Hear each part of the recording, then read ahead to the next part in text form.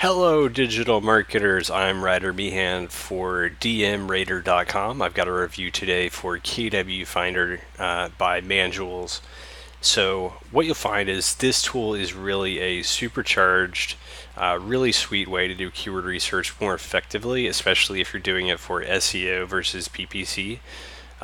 Compared to like the Google AdWords Keyword Planner or Keyword.io or UberSuggest, this one really kind of stands out. I'll show you some of the cool features, but we'll get right into it. So you've got three ways to search here. Suggestions, which is basically the foundational way. It'll show you different keywords based on whatever you search. Autocomplete, which pulls in Google's autocomplete data. So if you start typing, it'll suggest other terms. So it kind of pulls in all that into the tool here. And then questions. So if people are typing specific questions to whatever keyword you have, you'll get a list of those too. I've got this as my example today, vegan cake recipe. I can also search by country, city, DMA, or county. So I've got it at the US now. I can basically really do a lot of different countries, a lot of different cities, a lot of different DMAs. So that's super helpful, especially if you have a local business. And then language, it'll auto detect based on your country if you don't fill this in, but you can select language if you like. Generate it, super fast tool.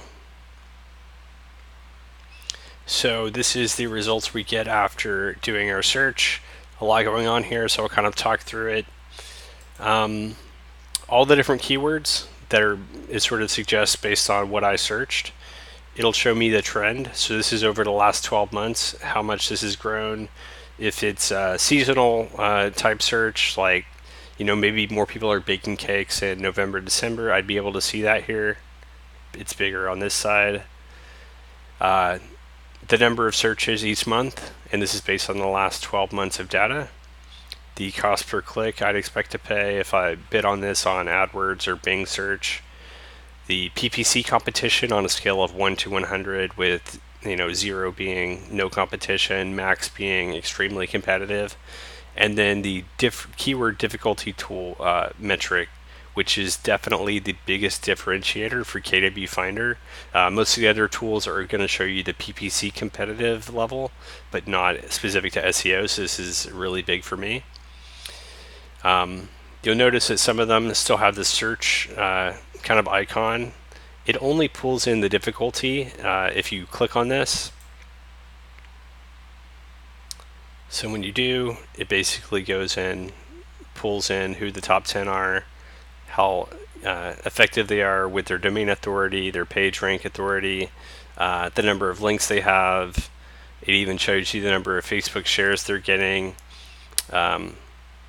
And then basically this is sort of what you're paying for when you subscribe to KWFinder, the number of difficulties you're able to pull.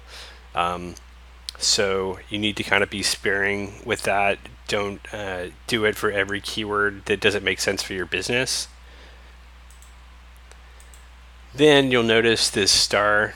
You can basically add keywords to different lists. If it has the stars kind of grayed out, then it's been added to a list. If it's not, then I can add it to the list by clicking on it. If I don't have a list created for it, I can just click here and create a new one. First, I need to check one and add it to a list. I can have one I've already created or create a new one. I can export the data. If I click here, it'll sort of give me everything. I've got CSV as an option, or copy it to the clipboard. I can filter the results. So, I only want to see things with at least 50 searches. I only want to see things that maybe have vegan in them. I want to see things that are not too difficult, so maybe limited at 40 difficulty, so I'm only seeing the less difficult things. I can set this filter. It sort of resets. And then I've got more keyword ideas here. If I click on any specific one, it'll analyze that keyword in more detail.